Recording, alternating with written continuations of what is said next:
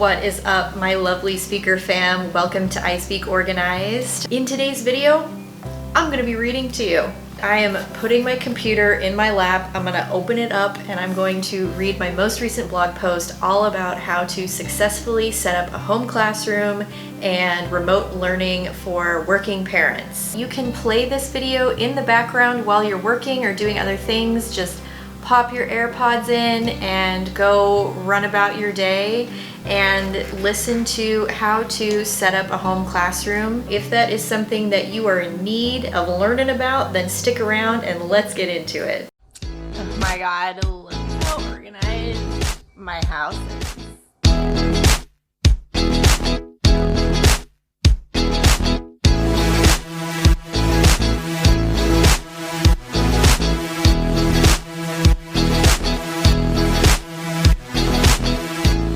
Welcome back, speaker fam. If you don't know me and you're new here, my name is Melanie and I am your professional organizer and productivity consultant. I help hardworking families and professionals find form in their space and purpose for every phase of life. So without further ado, let's open this guy up here and get to reading. You can watch me if you want, but I'm just going to be chilling here with my feet up and my laptop in my lap. If you want to read the post for yourself, you can pop on over to www.ispeakorganized.com/blog/remote-learning. Also, bear in mind that if you're short on time, you can check out the description box below, and I've included the timestamps to certain sections of this post if you want to skip to that part of the video and learn about something very specific. Go ahead and do that. Just gonna pull up my website here. All right, this post is entitled A Complete Resource Guide to Remote Learning for Working Parents. Best practices and tips to prepare working parents and their kids for a new learning environment. Educating our children will look a whole lot different this year. The challenges that parents, teachers, and students are facing are beyond measurable comprehension. You may wonder if your kids will have a school to attend, or perhaps your school district is still waiting for instructions and procedures to address families with the information. If in-person learning isn't an option, are the distance learning programs going to be valuable? What if both parents work outside the house? How can you guarantee that your children will get the help and attention they need? The questions and challenges presenting themselves are overwhelming. The fact is, this situation is hard and scary for many families. I want to guide you through some valuable ways to set yourself and your kids up for success, regardless of what this year throws at you. Think of the following information as a framework to help you choose what's right for your family. The most important thing to remember is that things may not run smoothly, and that's okay. Be kind to yourself. Take challenges one step at a time. I put in months of research so you don't have to. Using my 17 plus years of experience as a dance educator, I polled local families and spoke to other teachers to gather the most important information. This resource guide will help you gain some control over the situation. You've got this. Steps to setting up for distance learning plus what you need to know. Step 1 is to determine the location of your new classroom. Even if your child will attend some classes or activities outside your home, chances are that a lot of their studies will still take place at home. Creating a home environment for learning will help your kids associate their space with studying. Pick a space in your home that you underutilize. The dining room, the playroom, craft area, or spare bedroom may be good options. Think about how often you use those spaces for their intended purpose. If your dining room sits empty, consider reconfiguring it into a classroom for the time being. You can always stow away classroom materials in the rare event that you need to entertain in that space. I'll share how to set up a home classroom step by step a little further in the article, so stay tuned for that. Consider microschooling. Microschools are technically private schools, but they aim to make education affordable. Microschool Revolution says they try to keep yearly tuition under $5,000. Microschools operate similarly to a Montessori-style education. They provide teachers that work with your children's unique learning needs at their own pace. Class sizes are small, and they split their school day into Socratic discussion, interactive project assignments, e-learning, physical activity, and independent study. If you're a working parent looking for a suitable classroom alternative, microschooling is a great option. You can fill out a placement form on the Microschool Revolution website that will help you place your child in a microschool that's right for your family. Create a local distance learning co-op. Many families are in the same boat in your community. Start a group chat or join a local Facebook group to connect with other families that may swap childcare days with you. Start a summer meetup where you can get together with other local parents to get the conversation started. If you spend some time face-to-face with other parents, you can express your needs and concerns to help each other develop a game plan. Talk to your employer or child's extracurricular coach about starting a distance learning program. It's possible that someone you know may have the space and the ability to set up a safe environment for your kids to go while distance learning. Don't be afraid to speak to your boss or ask for help. Smart business owners are already jumping on the opportunity to help employees keep their regular hours. If your efforts fall short here, you may still be able to negotiate some hours to work from home. If your kids are involved in sports, dance, theater, etc., talk to their coaches and instructors about the possibility of starting a distance learning program. The program could be as simple as providing a safe workspace for your kids while they do their studies. Okay, I'm going to interject here with a conversation that I had with a friend of mine in California, and her daughter is a local youth pastor, and she started a similar program at the beginning of the lockdown back in March, and she is now providing space at the church and has expanded their Wi-Fi bandwidth to be able to provide extra internet access to the kids so that they can bring their Chromebooks and their laptops to a study room at the school, or I'm sorry, at the church, so that they can have a nice safe space that isn't home to be able to go and get their schoolwork done every week. So if you have someone in the community that you know like that, get in touch with them and see if they have the space available. Okay, jumping back in. Step 2 is to create a daily routine and schedule it out. If your kids will be distance learning, a consistent schedule and daily routine is paramount. Your school may have class times to join Zoom calls and office hours for them to receive independent help, but that might be it. Take a weekend to sit down and develop a routine that makes sense for your family. A, start by deciding how many hours per day to devote to academics. Once you've determined the hours of operation, you'll designate blocks or periods that your kids can use to dedicate time to each subject. Download my free worksheet to help you with this process. Also be sure to watch this short video tutorial to understand the design of the agenda and how to use it.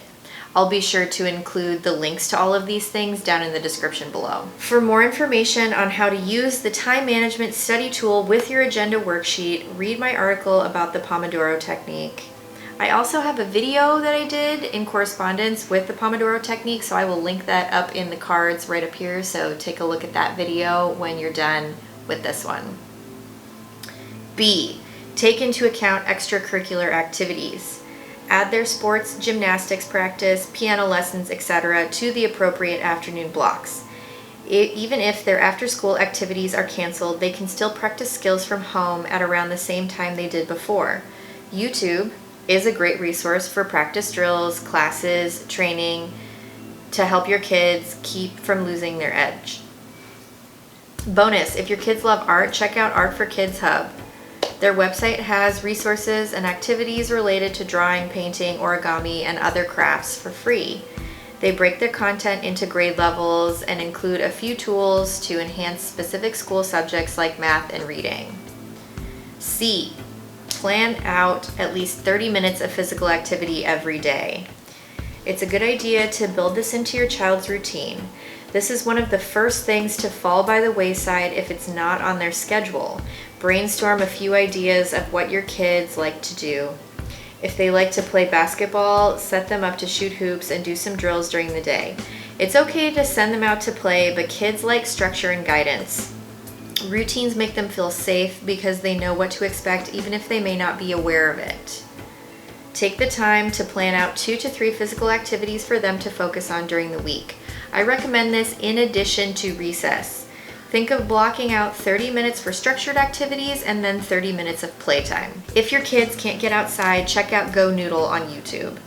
These videos are free games and activities designed for getting kids up and moving, even in small spaces beside a desk or a couch. Child development specialists designed Go Noodle.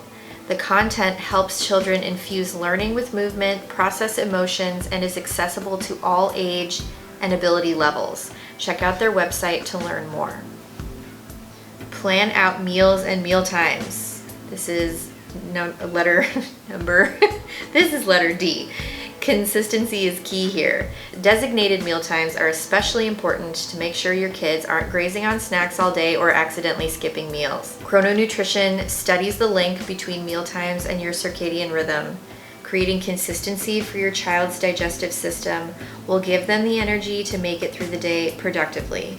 If you want to learn more about scheduling meal times and how to do it correctly, watch my video guide to creating intentional eating habits. Again, I will link it for you up in the description card above, so go ahead and check that video out when you're done watching this one.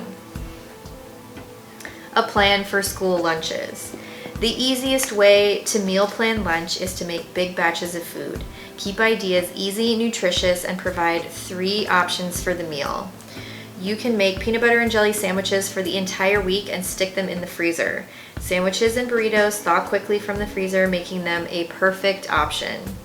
Make a giant batch of broccoli cheese soup and have crackers on hand, or hard boil a carton of eggs. Stock up on fruits, vegetables, and nuts.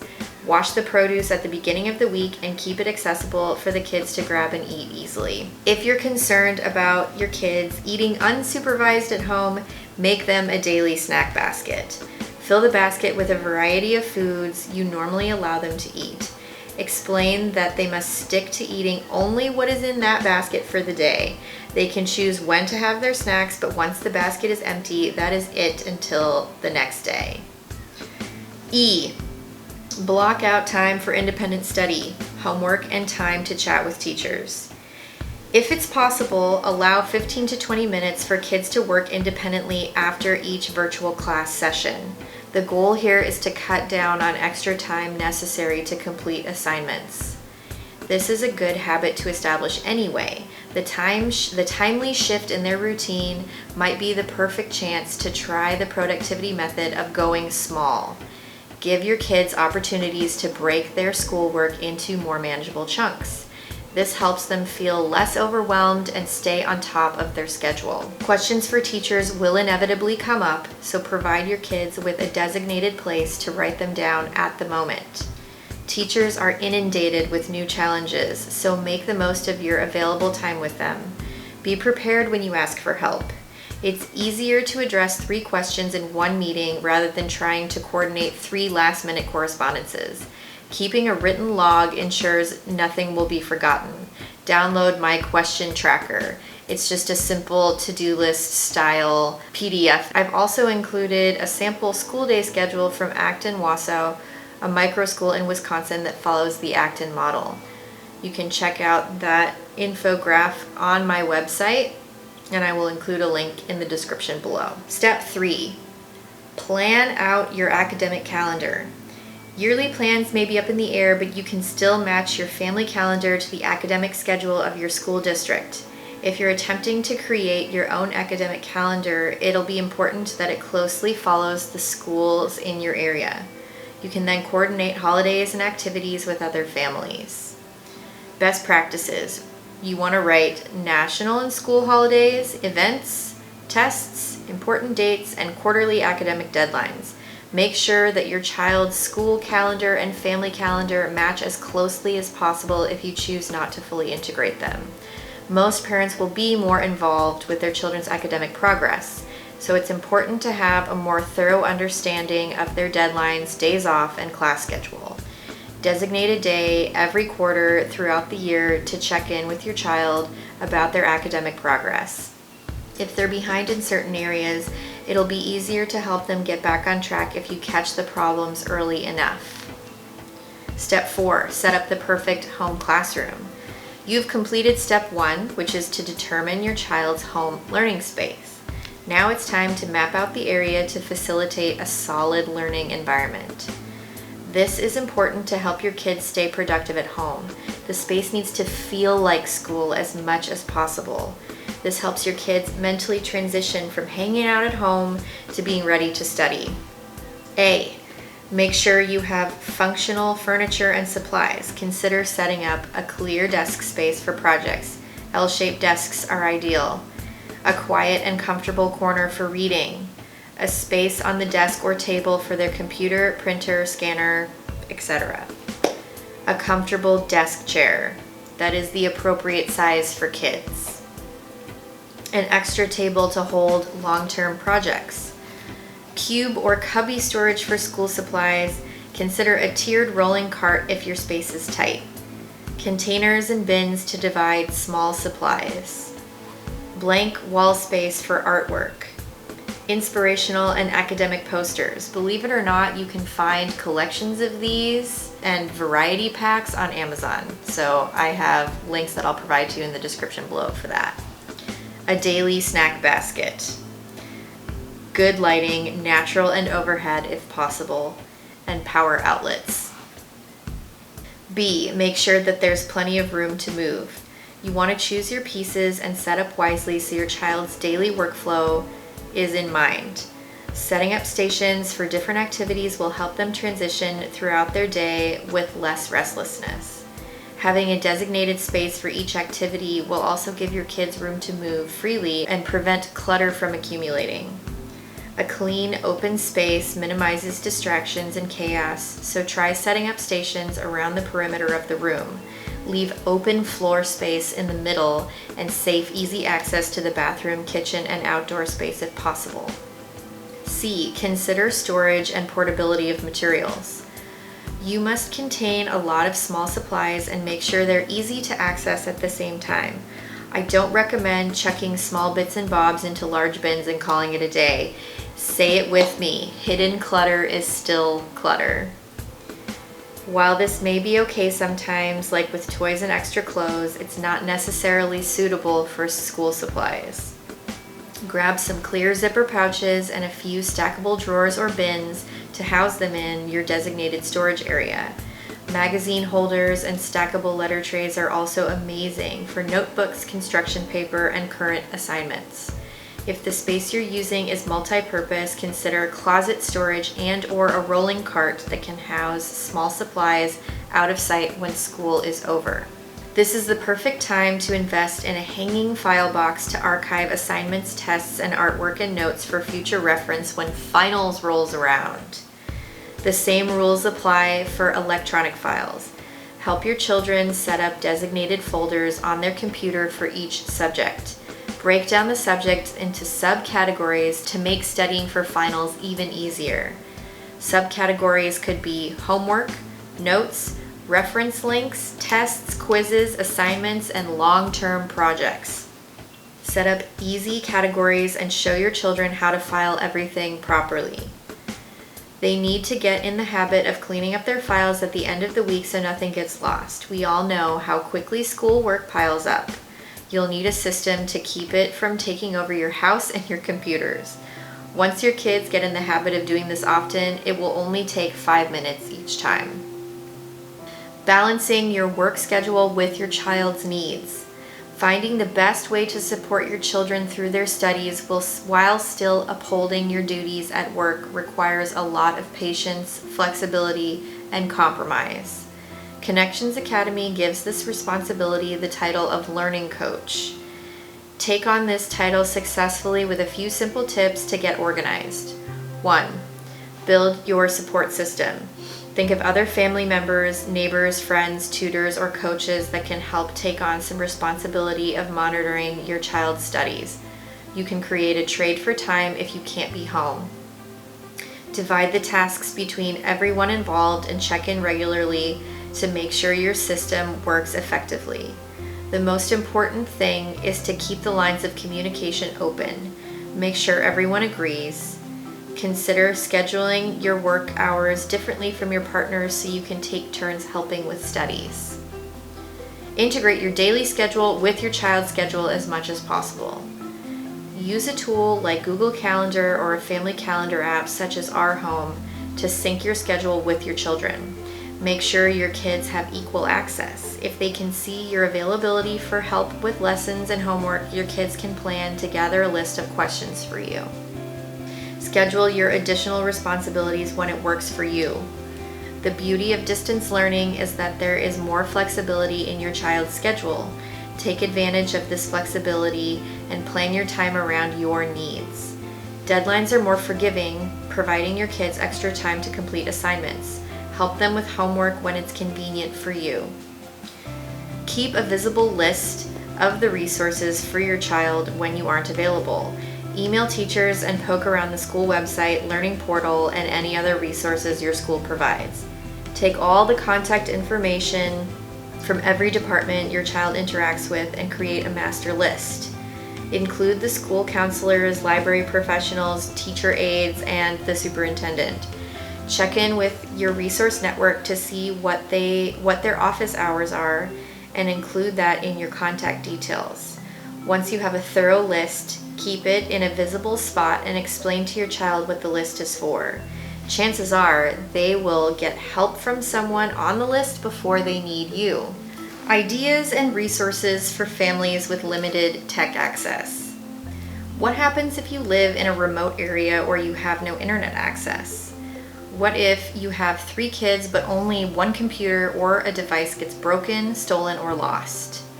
Many school districts are making remote learning access more equitable, but in case your district falls short, here are some ideas to get ahead of the problem. 1. Take advantage of educational television. The Hetchinger Report stated in a recent article that 23% of households in Arkansas have no internet access. Many families find success in PBS education access programming. Some stations team up with local educators to broadcast lessons for students. They also highlight more daily learning-based programs. Contact your local PBS station to ask about their participation in educational television. If they don't already provide it, they may see fit to include it because you picked up the phone and called. Gather signatures and drive down to the station to speak with the program director. It's important to speak with an actual person on the phone or face-to-face to ensure they can meet the community's needs. 2.